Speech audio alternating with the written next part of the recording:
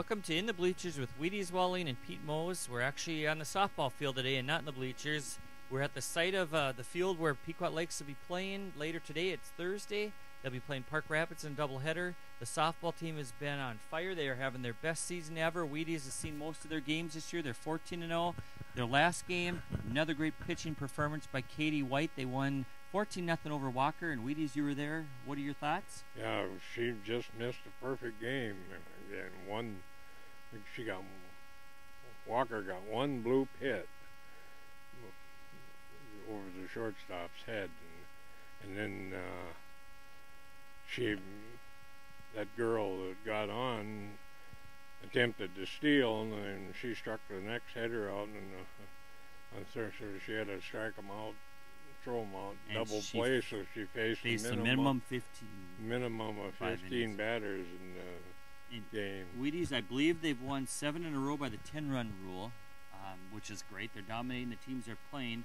And you said if they would do sweep today, that they would probably clinch the conference? I think they would probably clinch a tie for the conference. Okay. Because they've got DL coming, and they're the closest one to them. And we hate to get ahead and put pressure on them, but if they are 16-0, if they do sweep today and they're 16-0, they're one win away from the best total ever for wins for this program.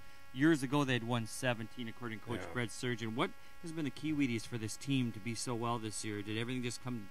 Hitting and pitching. I mean, their pitching has been outstanding, and their hitting, like Katie White has been on a tear. Besides her good pitching, she's been on a tear. She went 3 for 4 the other day up at Walker, and actually for the last 8 games she lowered her batting average, going 3 for 4. You can, and then also Jessica Kreitz was batted 640 to get Athlete of the Week honors, and she's a first-year player on this team, so it just seems like everything's come together, and they're playing great defense too. They had the one game where they had 4 errors, but besides that, they've had really good defense. See, while we're on this deal, mentioning Walker, we've got some regular viewers in Walker, Iowa, longtime friends of mine, Herb and Willa Zerbazek, and their daughter Jill and Valerie and their families. They're always calling. Well, they've called a couple of times when we weren't on. So it's just interesting to know if somebody in Iowa is looking at us too. So we appreciate everybody that watches Wheaties show each week, and send in questions too. We had a question come in. What does he think of the Twins? Probably not a good time to ask that question, though, after they were no-hit last night by the Angels. So, but we'll stay with the Pequot sports. Baseball, Wheaties. The baseball team's 5-5 right now. They're 2-5 in the conference. They also have Park Rapids in a doubleheader today on Thursday. What are your thoughts of the baseball team?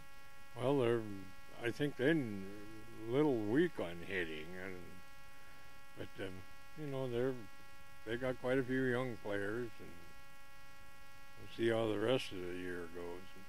And they play on Friday also. I'm going to come watch that game and take pictures. They host Crosby. Crosby doubleheader? No, just a single game. They've got the first one in, or it got rained out on the regular date. So it's on Friday night. So.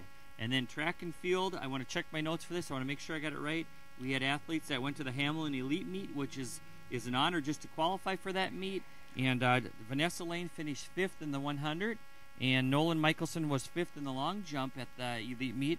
And the relay of Vanessa Lane, Rachel Allen, Nicole Trout, and Abby Palmer, they finished 7th in the 4x100. So that's a great honor there. Tyler Tappy also qualified but didn't get a scoring jump in the pole vault. But Pequot was well represented that same day. They had the rest of the team was at the Walker meet. And the boys and girls, I believe there's a 3rd and 4th in that meet. So they did well there too. A lot of depth on that track team. But they'll be fun to watch in the coming weeks. And girls golf. Girls golf went to state last year, and there's another team that they keep running into. Detroit Lakes is probably one of the best teams in the state. Probably ever. In any level, almost. They keep running into Detroit Lakes and finishing second to them.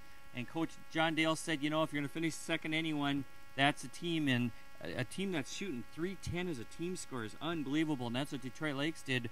So when you look at Pequot's girls' scores, they're amazing, but DL still is showing up at these meets, and I know they got another one coming up soon, a conference one, and DL will be at that too. Yeah, Maggie Hagerson, what was she? Maggie was third at the recent meet they had, I believe it was Bemidji. Yeah, them were the only ones finished ahead of her were from Detroit Lakes, so Yeah. players. The scores have been unbelievable, but that's okay. Playing good competition, Coach Dale said, will make them better in the end. And the season's coming to a few weeks left, but it's coming closer and closer to section playoffs. We'll be looking forward to that. The boys golf team was 4th at Monaga recently and 17th at the Preserve course here just south of Pequot Lakes.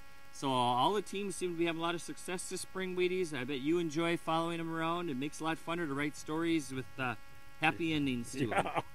Yeah, most of the teams have done real well. Of course, we had good winners, so Yeah, might as well follow with good springs. And I know our activities director, Mr. Helmerks, is in there watching the weather every day. Hopefully no rainouts and rescheduling. But today it's sunny. We'll hopefully get a couple double hitters in, and a track meet today too. So it's a busy schedule and a busy weekend coming up. And we'll be back next week with a recap of how this week went, and we'll also look more into Pine River Backus sports too next week.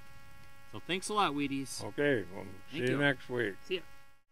We're with Jessica Kreitz. She is the Pequot Lakes Echo, Lake Country Echo Athlete of the Week. She had a great performance. She's a junior softball player, playing a lot of different positions. And Jessica, first of all, congratulations to you for Athlete of the Week. You had a big week. You batted .640 with 18 RBIs, 17 runs in 8 games. Did you know that your week was going that well? I didn't until you told me about it, but I don't know, it was a really good week for me, so. And your season has been going great. The team's 14-0. You have a doubleheader here in a few minutes against Park Rapids. But what's been the key to success for this team this year to be 14-0, the best start in program history for Pequot? We're pretty solid in every position, and we've been very fortunate with batting this year. Everyone's batting really good, so we have a lot of RBIs. And I have to ask, do the players talk about being unbeaten, or is that a jinx? Do they not talk about that much? I don't really talk about it much because I think we might be jinxed, but Okay. And this is your first year on varsity, and what a great start you guys are off to. You're batting .640 for the week. That was a great performance for your first year on varsity. How's the experience been? Has it been an easy adjustment or a tough adjustment? It's been pretty easy, but it's been very fun. Very fun. Okay. Great. Well, congratulations again, Lake Country Echo Athlete of the Week, Jessica Kreitz.